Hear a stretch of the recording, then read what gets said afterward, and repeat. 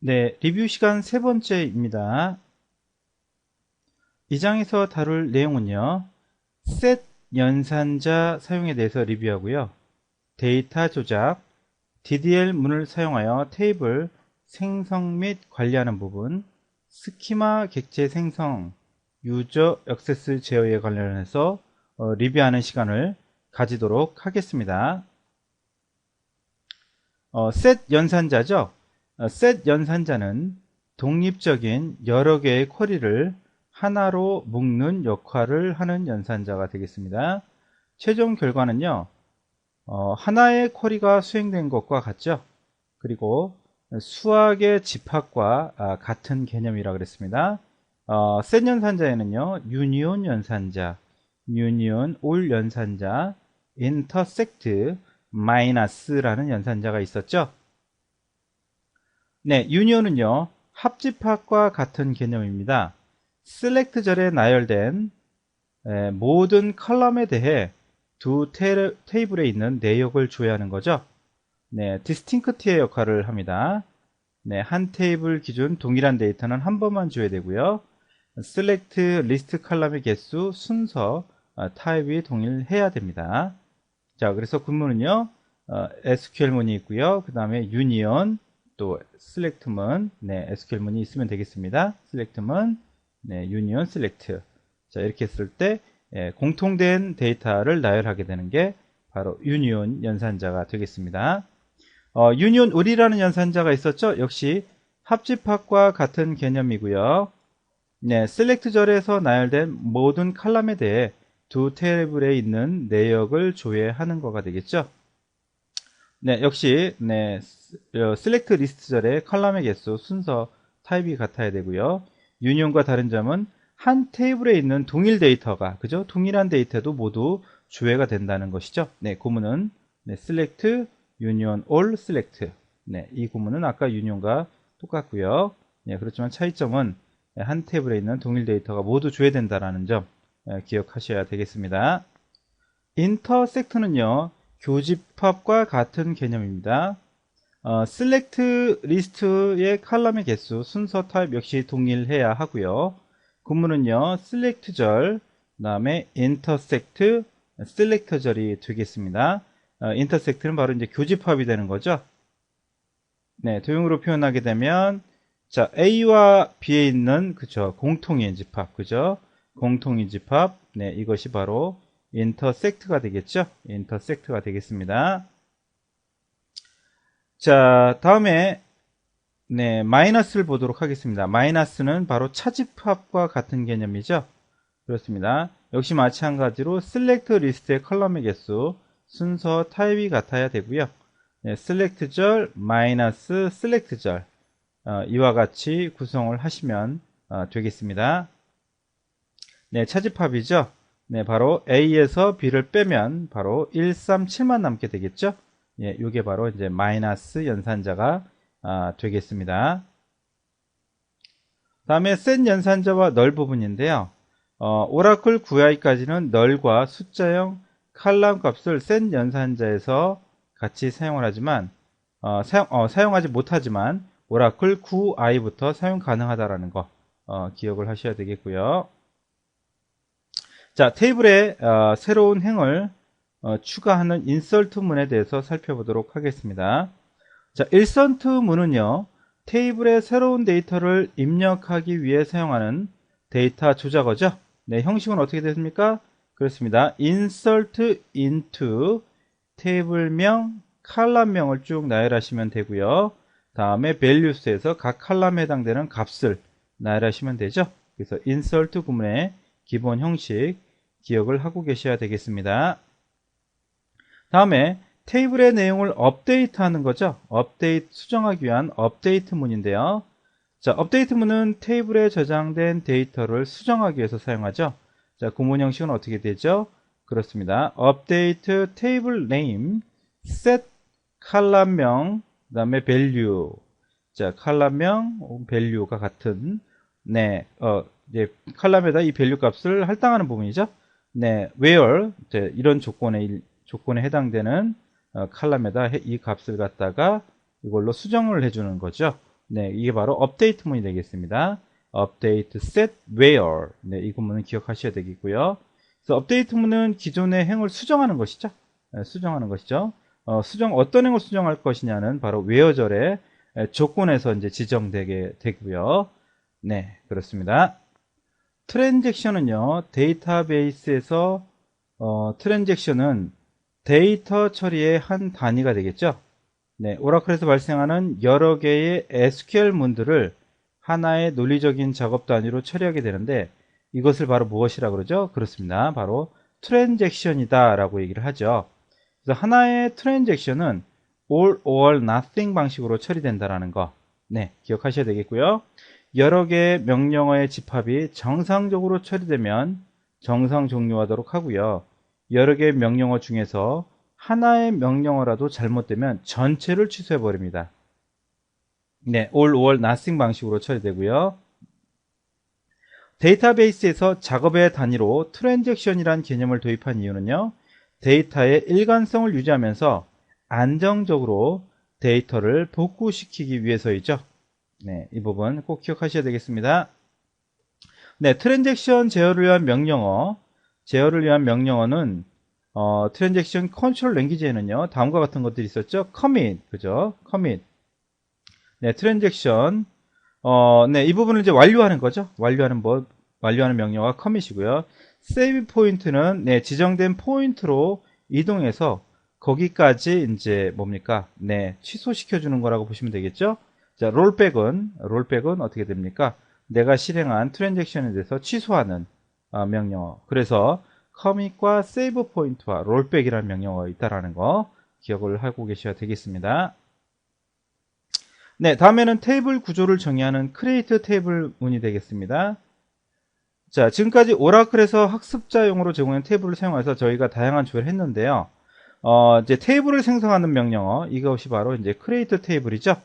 네, 형식은 어떻게 됩니까? create 테이블, 네, 테이블 name, 그 다음에 컬럼명, 데이터 타입, expression. 예, 이와 같이 이제 기술해 주는 것, 기억을 하셔야 되겠고요. 다음에 이제 새로운 컬럼을 이제 추가할 적에 alter 테이블을 해서 add문은 기존의 테이블에 새로운 컬럼을 추가할 적에 사용하는 거죠. 네, 그것이 바로 이제 테이블을 변경하는 겁니다. alter 테이블이 되겠습니다. 자, 그래서 새로운 컬럼은 테이블 맨 마지막에 추가되기 때문에 자신이 원하는 위치에 넣을 수 없고요. 자, 그 다음에 이미 이전에 추가되온 로우가 존재한다면 그 로우에도 컬럼이 추가되지만 컬럼 값은 널 값으로 입력된다는 거. 네, 기억을 하셔야 되겠습니다. 자, alter 테이블 수정하겠다는 얘기죠. 테이블 name, 그래서 add 해서 컬럼명, 데이터 타입, expression 순으로 기술해 주시면 되겠습니다. 다음에는요, 무결성 제약 조건의 개념과 종류에 대해서 보겠는데요. 데이터 무결성 제약 조건, 데이터 integrity constraint rule인데요. 테이블에 부적절한 자료가 입력되는 것을 방지하기 위해서 테이블을 생성하고자 할 적에 각 컬럼에 대해서 정의하는 규칙이죠. 자, 이거는 무엇이 있었습니까? 난널이라는 게 있었죠. 난널은 너를 허용하지 않도록 여러분들이 컬럼을 생성하시는 거고요. 유니크는 중복된 값을 사용하지 않도록, 네, 즉 유일한 값을 가지도록 해주는 부분이고요. 자, 프라이머리 키는 어떻게 됩니까? 그렇습니다. 널도 허용하지 않고요. 그 다음에 중복된 값도 허용하지 않는 거죠. 즉 난널 조건과 유니크 조건의 결합된 형태가 바로 프라이머리 키였다라는 거, 네, 기억하셔야 되겠습니다. 자, 포린 키는 뭐죠? 그렇습니다. 첨주되는 테이블의 컬럼에 값이 존재하면 허용해 주는 것, 네, 이것이 바로 포린 키였죠. 다음에 체크라는 게 있었습니다. 그래서 저장 가능한 데이터의 값의 범위나 조건을 지정해서요, 설정한 값만 허용하도록 해주는 것, 이것이 바로 체크 제약 조건이었습니다. 자, 뷰의 개념이 있었죠. 뷰라는 거. 뷰라는 건 무엇이었습니까? 네, 그렇습니다. 뷰는 한마디로 물리적인 테이블을 근거한 논리적인 가상 테이블, 이것이 바로 뷰였었죠.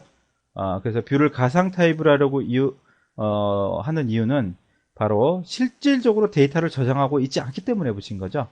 예, 그렇습니다. 그래서 이제 가상 테이블이다 라는 용어를 하고요. 그 다음에 뷰는 바로 기본 테이블에서 파생된 객체로 기본 테이블에 대한 하나의 쿼리문이 되겠습니다. 그래서 즉 뷰란 보다란 의미를 가지고 있다는 점을 감안해 보면 알 수 있듯이 실제 테이블에 저장된 데이터를 뷰를 통해서 볼 수 있도록 하는 것, 예, 이것이 바로 뷰 테이블이 되겠죠. 네, 그래서 사용자에게 주어진 뷰를 통해서 기본 테이블을 제한적으로 사용할 수 있도록 하는 것이 바로 뷰의 기능이다 라고 말씀을 드렸습니다. 네, 자, 그래서 뷰를 정의하는 방법 어떻게 하면 되죠? 네, 그렇습니다. create 한 다음에요. create 혹은 create all replace false, no false라는 옵션을 주시고요. view, 그 다음에 view name 주시고요. 뷰에 대한 alias 명을 주실 수 있습니다. 그 다음에 as에서 subquery 명령을 주시면 되고요. with check 옵션, with read only 같은 옵션들이 있었습니다. 자, 그래서 테이블을 생성하기 위해서 create table로 생성하지만 뷰는 create 뷰로 해서 뷰를 만들게 되는 것이죠. 네. 자, 다음에는요, sequence라는 게 있었습니다. sequence는 뭐죠? 그렇습니다. 오라클에서 행을 구분하기 위해서 기본 키를 두고 있는데요. 기본 키는 중복된 값을 가질 수 중복된 값을 가질 수 없죠. 그래서 항상 유일한 값을 가져야 되죠. 중복된 값을 가질 수 없습니다. 프라이머리 키, 그죠? 자, 그래서 기본 키가 유일한 값을 갖도록 사용자가 직접 값을 생성해 내려면 이제 부담이 크죠. 그래서 시퀀스라는 걸 만들죠. 그래서 테이블 내에 유일한 숫자를 자동으로 생성하는 자동 번호 발생기, 이게 바로 시퀀스였죠. 그래서 시퀀스를 기본 키로 생성하게 되면 사용자의 부담을 줄일 수가 있습니다. 자, 그래서 시퀀스를 생성하기 위한 기본 형식은 어떻게 됩니까? 그렇습니다. create sequence 이렇게 되죠. 그 다음에 sequence name을 주고요. 자, 이와 같은 start with increment, max value, 그다음 min value, 그 다음에 cycle, no cycle, cache, no cache 같은 이런 옵션을 줄 수가 있었습니다. 자, start with는 sequence 번호의 시작점이었죠. 그 다음에 increment는 어떻게 됩니까? increment by는 바로 증가치가 됐었죠. 네, 자, 이 부분 옵션들. 그 다음에 max value는 증가했을 때 최대값, 그죠? 네, 이런 값들을 여러분들이 이제 옵션으로 지정할 수가 있었습니다. 다음에 이제 인덱스를 왜 사용하는가? 인덱스. 자, 인덱스 사용하는 이유 뭐죠? 빠른 검색을 위해서 인덱스를 사용을 하죠.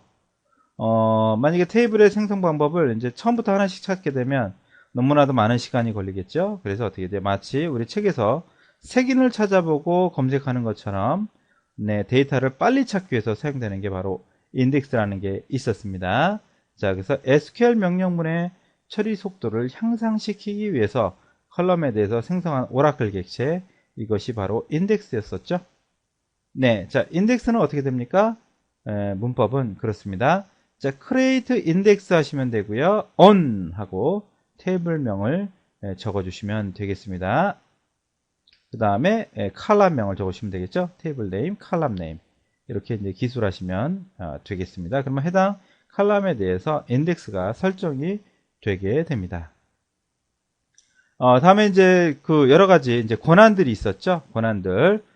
권한은 사용자가 특정 테이블을 접근할 수 있도록 하거나 해당 테이블에 SQL, 그죠? SQL문을 사용할수록 제한을 두는 것, 이런 것들이 권한이 있었죠. 그래서 시스템 권한과 객체 권한으로 나누어질 수 있었습니다. 시스템 권한은요, 사용자의 생성과 제거, DB에 접근 및 각종 객체를 생성할 수 있는 권한 등 주로 DB에 있어서 부여되고요. 그 권한 수가 80가지가 넘는다 그랬죠. 대표적인 게 create user, drop user, drop any table, query rewrite, backup and table, 이와 같은 이제 시스템 권한들이 있었습니다. 그 다음에 create session. 저희가 이제 create session에 대해서는 샘플을 봤었죠. 네, 그 다음에 create table, view, sequence, procedure와 같은 이런 권한들을 부여할 수가 있겠습니다. 객체 권한은요, 객체를 조작할 수 있는 권한이죠. 테이블이라든가 뷰, 이 중에서 저희가 테이블에 대해서 테이블 객체에 권한 주는 거를 저희가 샘플을 통해서 확인해 보았었습니다. 자, 그 다음에 이제 그 권한 부여하는 명령어가 바로 grant라는 명령어가 있었죠. grant라는 명령어를 통해서 grant와 privilege name과 to user name, 그래서 네, 이와 같은 것을 이 유저에게 부여하는 것. 이게 바로 grant라는 명령어가 있었습니다. 그 중에서 우리가 세션, 그죠? 데이터베이스에 접속할 수 있는 권한은 네, user1이라는 테이블을 만들고요. create session to user1 해서 이 부분에 대해서 저희가 실습을 해 보았었습니다. 다음에 이제 개체 권한은 어떻게 됩니까? 그렇습니다. 네, 테이블이나 뷰나 시퀀스나 함수 등과 같은 개체별로 DML문을 사용할 수 있는 권한을 설정하는 것. 네, 이것이 바로 이제 개체 권한이죠. 사용 방법은요. grant, 네, privilege name, 그다음에 on 객체명, 그다음에 to username 이렇게 됐습니다. 그래서 기존 시스템 권한과 차이점은요. on이라는 부분이 있다라는 거. 네. 요거를 또 기억하셔야 되겠죠. on 다음에 바로 테이블 객체나 뷰 객체를 기술할 수 있게 되는 것이죠. 네, 자, 지금까지 해서 저희가 리뷰 세 번째 시간을 또한 가져봤습니다. 지금까지 학습한 내용을 여러분들이 리뷰한 내용을 꼭 기억하시고, 리뷰 중에 혹시 기억나지 않는 구문이 있다면 여러분들이 이전에 학습한 내용을 다시 한번 기억을 하시고요. 꼭 테스트를 해 보시도록 하기 바랍니다. 예, 감사합니다.